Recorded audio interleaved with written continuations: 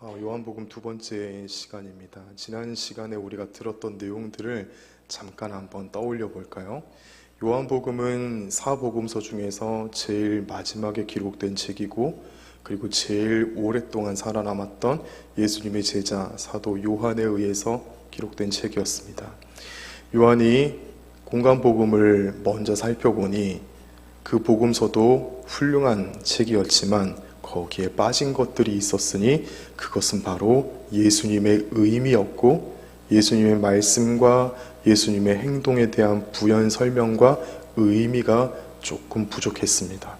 그래서 그는 붓을 들어서 요한복음을 기록을 했습니다.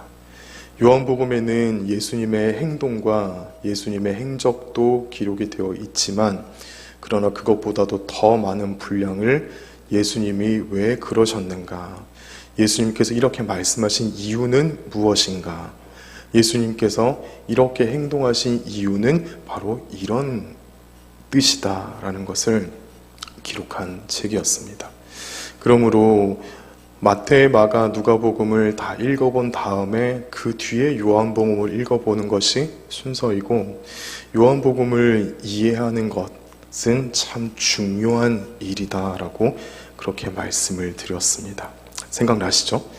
마태, 마가, 누가복음이 어떤 책이었다, 이거는 요한복음에 대한 직접적인 관련이 없는 내용이기 때문에 다시 설명하는 것은 생략하겠습니다.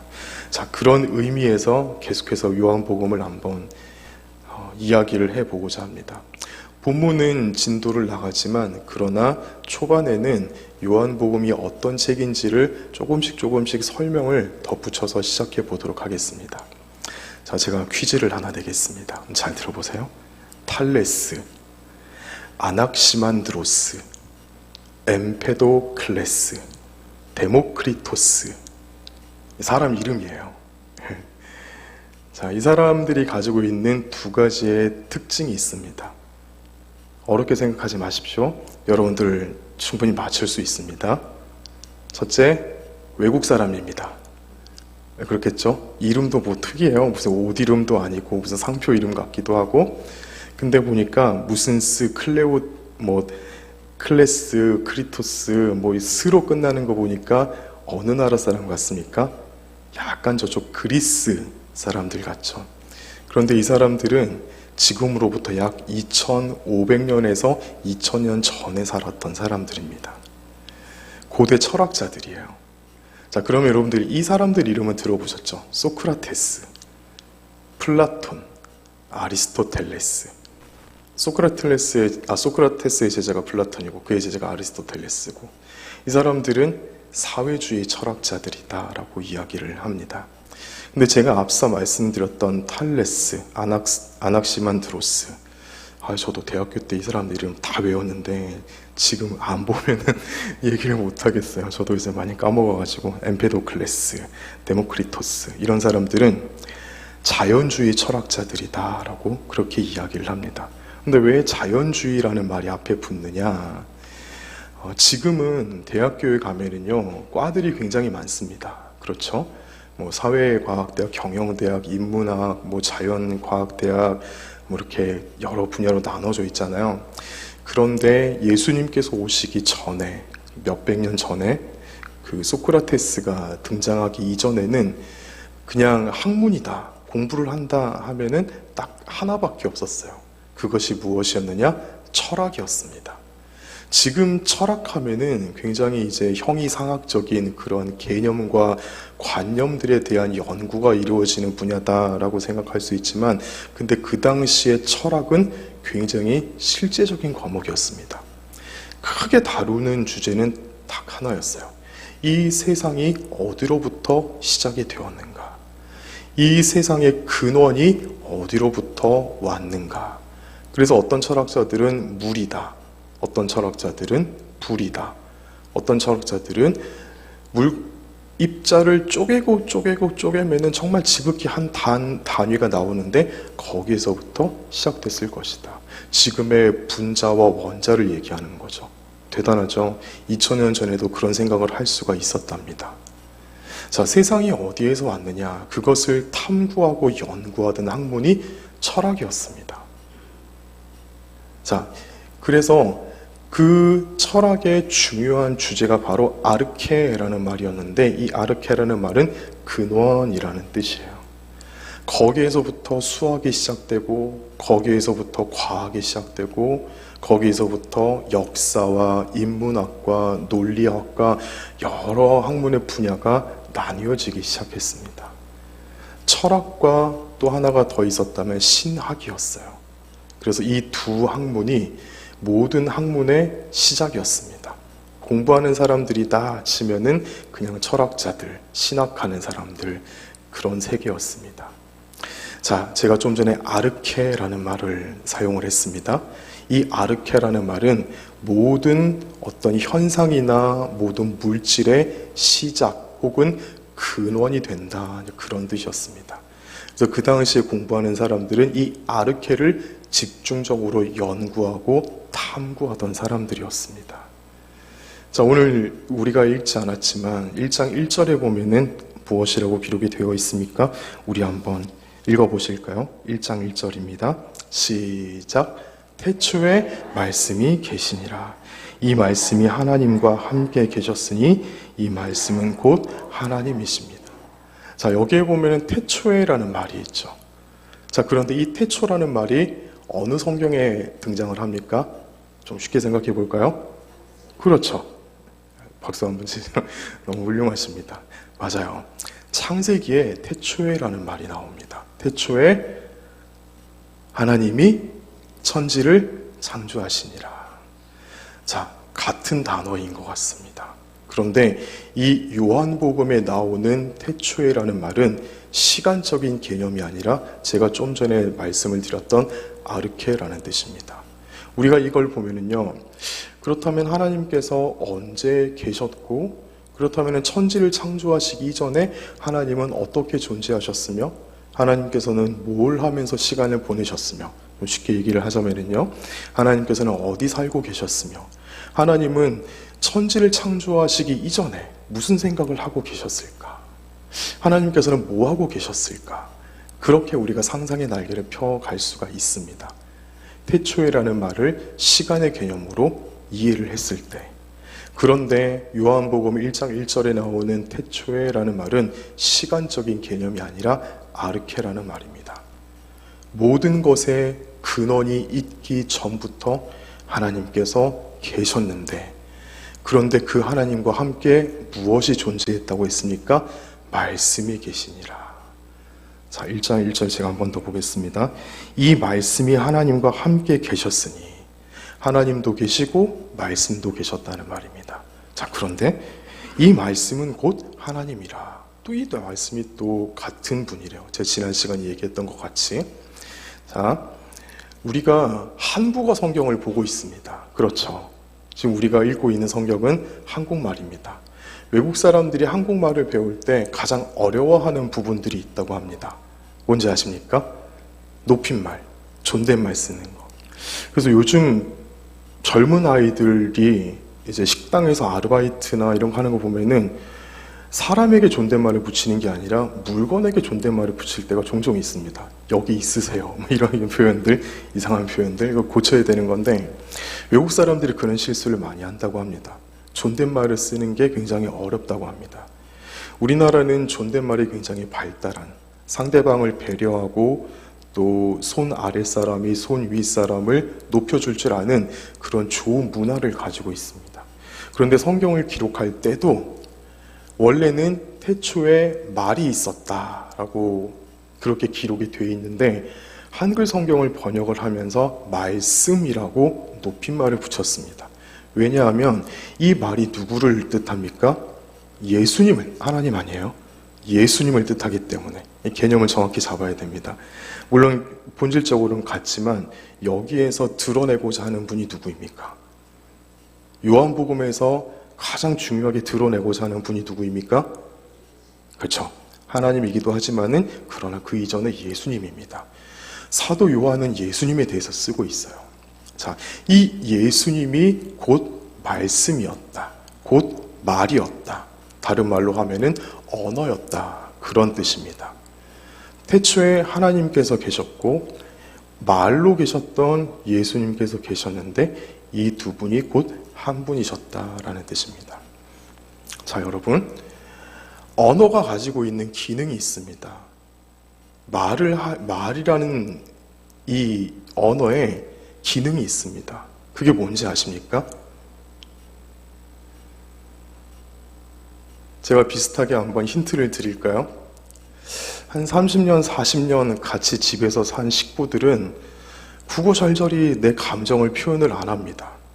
근데 이제 무슨 일이 있을 때 이렇게 손을 한번 쓱 잡습니다.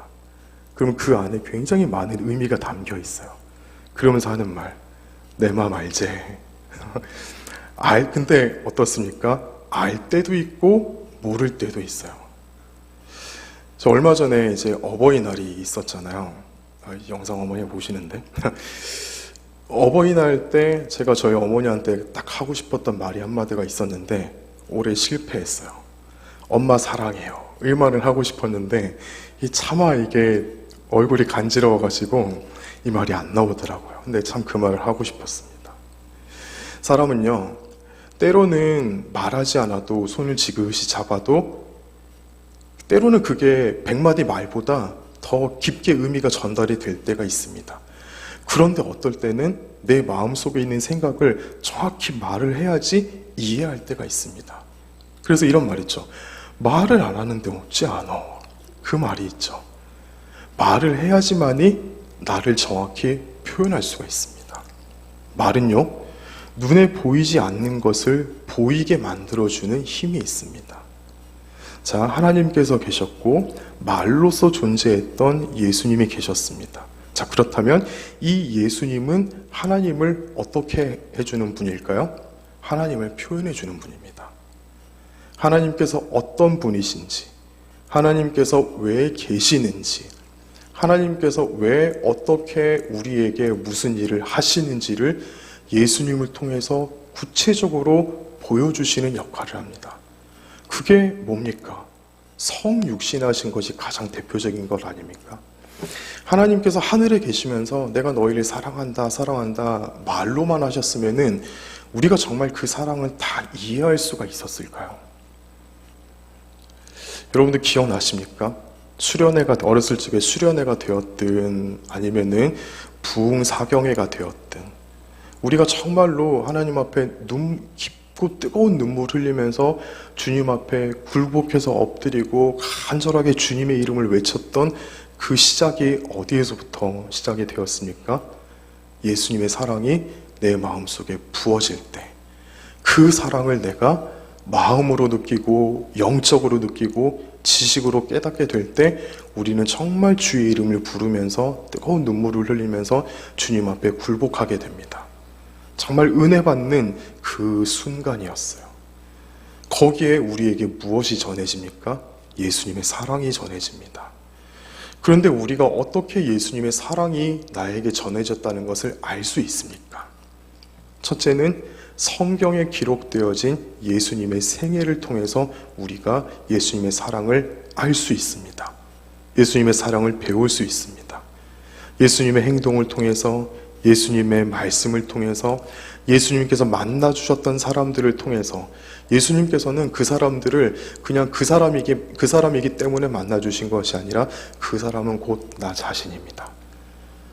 문둥병 걸린 사람, 중풍병 걸린 사람, 귀신 들린 사람, 그들의 이야기가 아니라 그것은 곧 나의 이야기입니다. 내가 그렇게 인생의 어두운 그늘에 앉아 있을 때, 내가 그렇게 영적으로 쓰러져 있을 때 주님께서 반드시 나를 만나주시고 나를 고쳐주시겠다라는 약속의 말씀으로 우리에게 들려집니다. 그렇기 때문에 그 모든 시간들을 통해서 예수님께서 우리를 얼마나 사랑하시는지 우리가 알 수 있죠. 자, 그 모든 것을 한마디로 딱 요약을 하면 무엇이 됩니까? 예수님의 성육신, 예수님의 인카네이션, 영이신 하나님 자신께서, 하나님의 독생자이신 예수님께서 인간의 몸을 입으시고 이 땅에 오신 것입니다. 말씀이 육신이 되어, 나중에 살펴보겠지만 11절 말씀입니다. 말씀이 육신이 되어 우리 가운데 거하심에 우리가 그의 영광을 보니 아버지의 독생자의 영광이요 은혜와 진리가 충만하더라. 예수님은 하나님이 누구이신지 우리에게 구체적으로 보여주시는 분입니다. 요한이 이 말을 하고 싶었던 거예요. 우리가 1장 1절과 2절 말씀을 보면은 이게 무슨 삼위일체의 무슨 교리를 말하는 것 같기도 하고 굉장히 어렵게 생각할 수 있지만, 그러나 단순하게 생각하면 태초에 말씀이 계시니라. 이 말이 하나님과 함께 계셨으니 이 말은 곧 하나님이시라. 예수님께서 왜 계십니까? 예수님께서 왜 이 땅에 오셨습니까? 왜 이 땅에 오셔서 어려서부터 그렇게 찢어지게 가난하게 사시고 정말 배를 고파서 굶는 것이 일상생활이 될 정도로 공생에 사역하실 때 늘 목숨의 살해의 위협에 시달리셨고 육체적으로 정신적으로 늘 고생하셨고, 그리고 겟세마네 동산에 가서 정말 땀이 피가 되도록 기도할 수밖에 없었던 그 예수님의 고통스러운 삶, 그것이 무엇 때문이었습니까?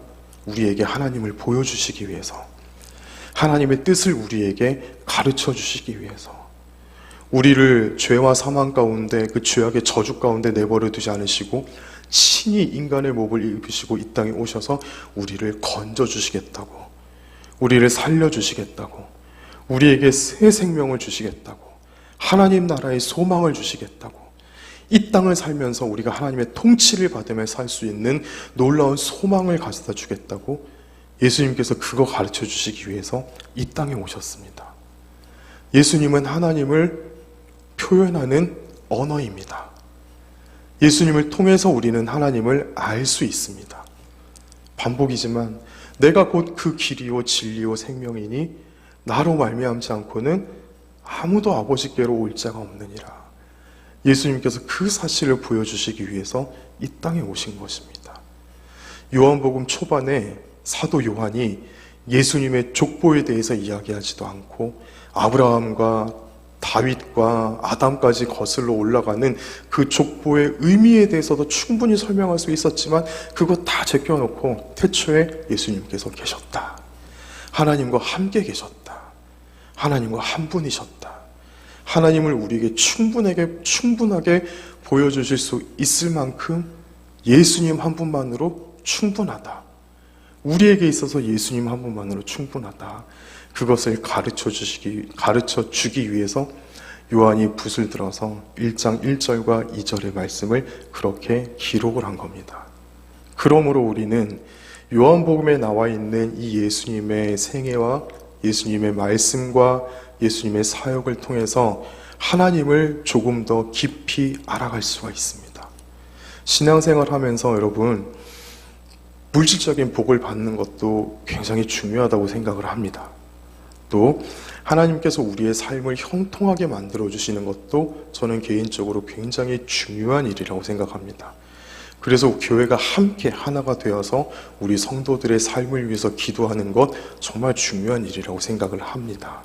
그런데 그것보다도 훨씬 더 중요한 복이 하나가 있다면은 하나님을 제대로 아는 거예요. 하나님을 깊이 아는 겁니다. 다른 사람들보다 하나님에 대해서 더 많이 아는 겁니다. 자, 그런데 하나님에 대해서 아는 것만으로는 부족합니다. 조금 조심스러운 이야기이긴 한데, 저는 이제 개인적으로 다른 목사님들의 설교를 굉장히 많이 듣습니다. 굉장히 저에게는 많은 목사님들의 설교 빅데이터가 쌓여 있어요. 왜냐? 20년 넘게 들었기 때문에. 그래서 그 한 목사님을 딱 찍어놓고 그 목사님의 모든 설교를 다 후벼팝니다. 많이 듣습니다. 그러면은요, 그 목사님의 인생이 보이고 그 목사님의 목회 철학이 보이고 그 목사님이 하나님을 어떻게 만났는지 보이기 시작해요. 그것을 저의 것으로 스펀지가 물을 빨아듯이 다 흡수를 합니다. 저는 그 빅데이터가 꽤 많이 있어요. 그래서 저는 원고를 보지 않고도 어떤 본문이 주어져도 2시간, 3시간은 그냥 얘기할 수 있어요. 그분들을 통해서 저는 간접적으로 하나님을 정말 많이 체험했고 살다 보니까 그분들의 이야기가 저의 이야기가 되더라고요. 그분들의 설교가 저의 설교가 될 때가 있습니다. 제가 이 이야기를 왜 하느냐? 하나님에 대해서 지식적으로 이야기하는 사람들의 설교를 들어보면은 지루해요. 잠이 옵니다. 자, 충분히 들었던 얘기인데 또 말만 달리해서 표현할 뿐입니다. 그런데 어떤 목사님들은 가슴에서 우러나오는 설교를 하시는 분이 있습니다. 내가 만난 하나님을 전하는 거예요. 내가 정말 골방에서 금식기도 하면서 하나님께 간절히 매달리면서 때로는 밤새도록 떼굴떼굴 굴러가면서 하나님 앞에 간구하면서 만났던 그 하나님을 전할 때 그 말씀에 능력이 있습니다. 그 말씀 가운데 은혜가 있어요. 저도 어떻게든 그렇게 설교하는 목회자가 되고 싶어서 저도 하나님 앞에 정말 많은 은혜를 구합니다. 그래서 저는 그분들의 설교를 항상 흡수를 합니다. 그들에게서 배우고 싶어서, 나도 그렇게 설교하고 싶어서. 무슨 말입니까? 하나님을 지식으로만 아는 것이 아니라 하나님을 영적으로 깊이 만나는 것, 그렇게 하나님에 대한 체험이 깊어지고 하나님에 대한 경험이 넓어지고 하나님과 함께 지내온 시간들이 많이 쌓이면 쌓일수록 그 인생은 어떻게 되겠습니까? 하나님으로 가득 차게 됩니다. 그 인생은 하나님께서 만들어주시는 은혜의 세계가 그 심령 속에 만들어지기 시작합니다. 이것이 물질의 복보다 더 귀한 복이요, 이것이 만사 형통하게 되어지는 복보다 더 값진 복인 줄 믿습니다. 우리 모두 이 복을 충만하게 받으시기를 축복합니다. 그래서 요한복음을 통해서, 물론 이제 다른 성경도 다 마찬가지입니다. 그런데 이제 요한복음을 하고 있으니까 이거 좀 집중을 해서 이제 얘기를 해본다면, 요한복음을 통해서 예수님에 대해서 우리가 더 많이 알면 알수록 예수님을 통해서 하나님을 알 수가 있어요. 하나님을 더 깊이 만날 수 있고 하나님을 체험할 수가 있습니다. 지금은 당장 내 속에 이것이 지식으로 들어와 있을지라도, 그러나 이 생명의 씨앗이 내 삶 가운데 언젠가 부딪히기 시작할 때, 때로는 그것이 고난의 때가 될 수가 있고 때로는 그것이 아픔의 때가 될 수 있고 어느 때가 될 수 있지만, 그러나 그 생명의 씨앗이 나에게 묵혀 있다가 반드시 그 씨앗은 생명을 터뜨릴 때가 있습니다. 그때 우리는 더욱더 하나님을 깊이 만나는 순간이 될 것이고 내 믿음이 터져나오는 믿음의 생장점이 될 줄 믿습니다. 요한이 지금 이걸 말하고 있는 거예요. 자, 이제 세례 요한의 이야기가 잠깐 나옵니다. 그런데 이 앞뒤로 공통적으로 들어오는 이야기가 하나 있습니다. 자, 5절에 보시면은요, 빛이 어둠에 비치되 어둠이 깨닫지 못하더라 라고 되어 있습니다. 자, 10절입니다. 한번 같이 읽어보실까요? 시작.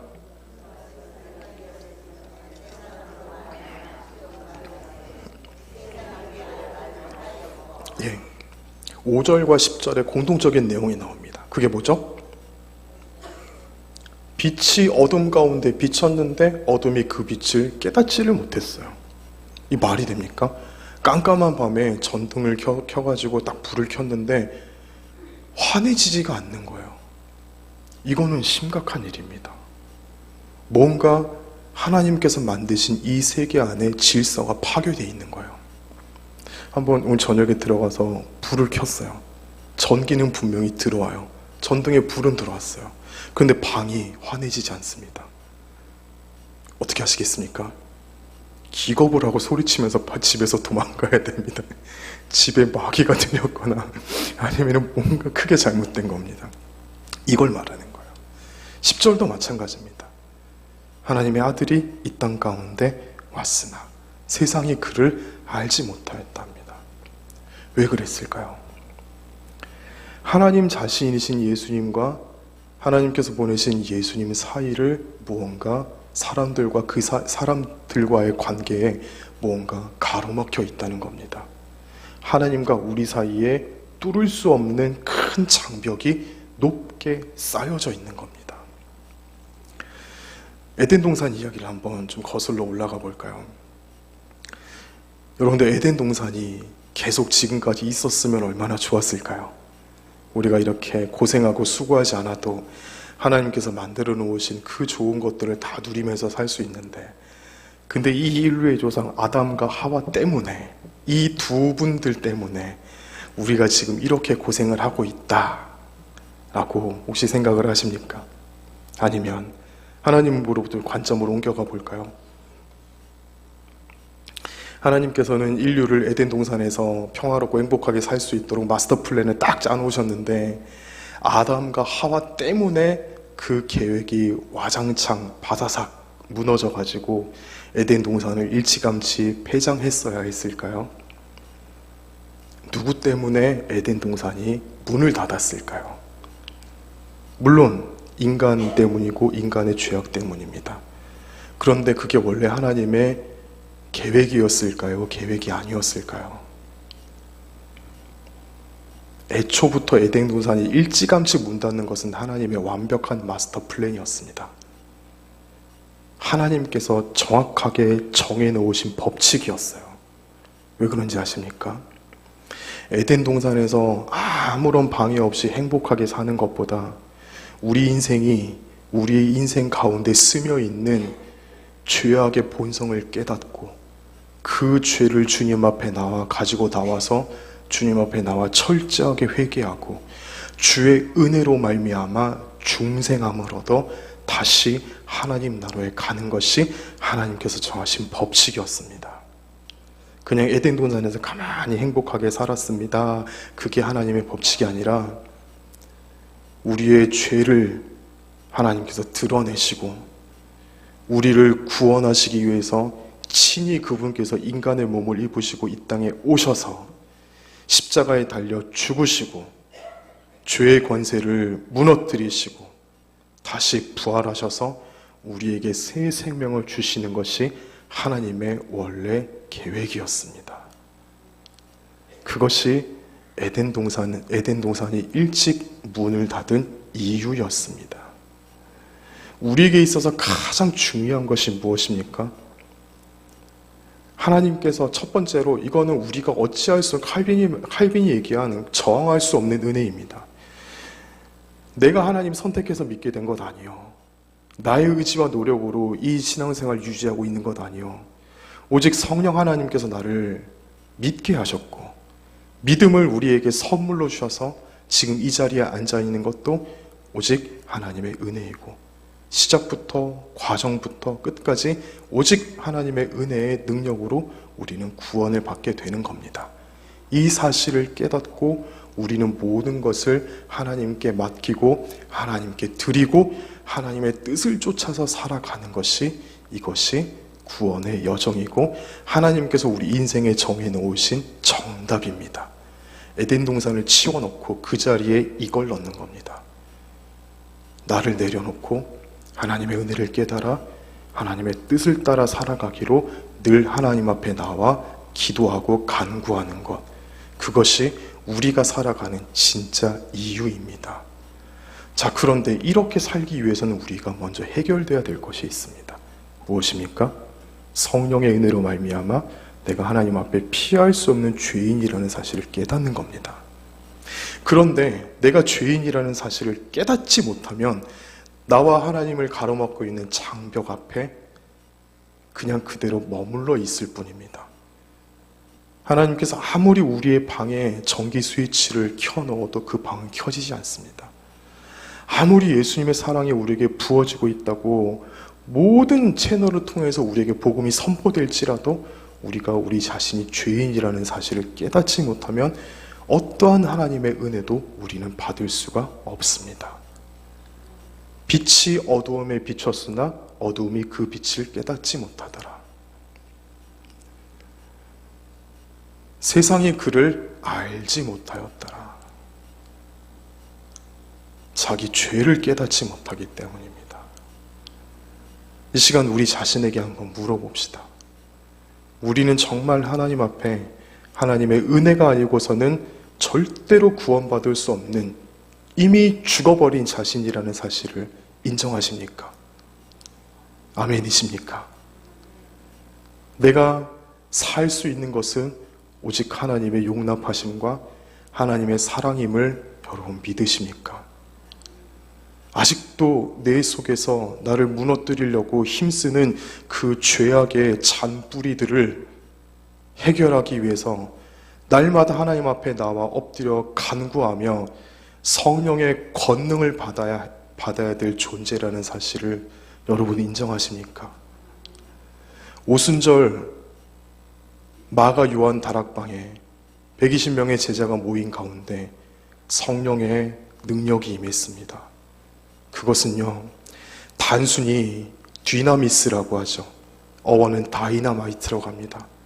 하나님의 일을 하기 위해 폭발적인 어떤 능력을 받는 것, 물론 그런 의미도 있습니다만, 그러나 성령의 권능이 그들에게 충만하게 임함으로 말미암아 그들의 옛사람은 철저하게 그 순간 죽어지고 성령의 불로 그들의 심령이 온전히 태워지고 성령께서 주시는 권능으로 말미암아 새로운 사람이 되어서 하나님의 능력에 온전히 붙들린 바 되어서 새로운 삶을 시작하게 된다는 것을 보여주는 겁니다. 하나님 앞에 제대로 신앙생활을 하려는 자, 하나님의 일에 정말로 쓰임받기를 원하는 자, 바로 이 성령의 권능을 반드시 받아야 된다는 말입니다. 그 시작은 주님, 내가 죄인입니다.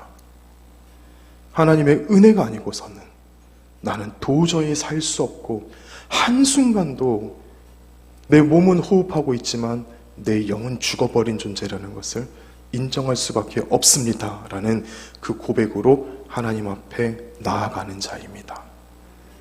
우리의 심령이 그렇게 변화되어져 가기를 간절히 소원합니다. 이것은요, 일시적인 그러한 고백이 되어서는 안 됩니다. 날마다 시간마다 내 힘으로는 내 삶을 살 수 없기에 하나님 나를 도와주시옵소서. 하나님께서 나를 외면하시고 나에게서 손을 놓아버리시면 나는 지금 당장 죄악의 구렁텅이로 달려갈 수밖에 없습니다. 하나님, 그것이 나에게 있어서 가장 두려운 일입니다. 주님, 나를 놓지 마시고 나에게 날마다 성령의 빛을 비추어 주시고 마가 요한의 다락방에 부어주셨던 그 성령의 충만함과 권능을 주님 날마다 나에게 부어주셔서 내 힘으로 살지 않고 하나님 주시는 힘으로 살아가는 인생 되게 하여 주시옵소서. 그래야지만이 내가 주님의 뜻을 따라 살 수 있사오니 주여 나를 도우소서. 그 고백으로 살아가시는 우리 모두가 되시기를 간절히 소원합니다. 그렇기 때문에 우리가 예배의 시간을 얼마나 귀중하게 생각해야 되는지 모릅니다. 기도의 자리를 왜 사모해야 되고 왜 시간마다 열심히 찬양해야 되고 열심히 부르짖어야 되는지 그 이유가 바로 여기에 있습니다. 하나님께서는요, 은혜를 사모하는 사람에게 더 많은 은혜를 부어주십니다. 최선을 다해서 예배하고 최선을 다해서 부르짖고 기도하는 자에게 하나님께서는 갑절의 은혜를 부어주십니다. 그 은혜를 받은 사람은 하나님의 뜻을 따라 살아갈 수밖에 없고, 다른 곳에서 기쁨과 즐거움을 느끼는 것이 아니라 하나님의 뜻을 이루어가는 거기에서 참된 기쁨과 만족과 평안과 소망을 얻게 됩니다. 그 삶 가운데 하나님께서 어떻게 복을 안 주시겠습니까? 그 삶 가운데 어떻게 하나님께서 형통하게 해주지 않으시겠습니까? 이 복을 영육간에 풍성히 받아 누리시는 우리 모두가 되시기를 축복합니다. 말을 맺습니다. 예수님을 통해서 우리는 하나님을 더 잘 알 수 있습니다. 예수님은 하나님의 사랑을 표현해주는 언어입니다. 그 언어이신 예수님께서 천지를 만드시기 이전부터 하나님과 함께 계셨던 하나님 자신이었다고 이야기를 합니다. 우리가 더욱더 이 예수님을 깊이 만나고 더 많이 이해하고 더 많이 체험하고 더 많이 배우시는 그러한 열심을 내시기를 축복합니다. 하나님과 우리 사이에 막혀있는 담은 없습니다. 하나님을 믿지 않는 불신자들에게 해당하는 말입니다. 우리에게는 이미 하나님께서 오시는 왕의 대로가 열려 있음을 믿습니다. 이 왕의 대로 안에 어떻게든 사탄이 틈타지 못하게 하시고 어떻게든 시험받아 넘어질 수 있는 그런 찌꺼기들이 틈타지 못하도록 늘 기도로 이 길을 지키시고 하나님께서 오시기를 늘 사모하시는 우리 모두가 되시기를 축복합니다. 하나님께서 반드시 사모하는 심령 가운데 은혜를 풍성하게 부어주실 줄 믿습니다. 우리 한번 자신에게 이렇게 선포하실까요? 하나님, 더 깊이 만나기 원합니다. 하나님이 나의 전부입니다. 예수님이 나의 전부입니다. 나는 성령 하나님밖에 없습니다. 아멘. 이 고백을 날마다 우리의 삶 가운데 세워나가시는 우리 모두가 되시기를 축복합니다.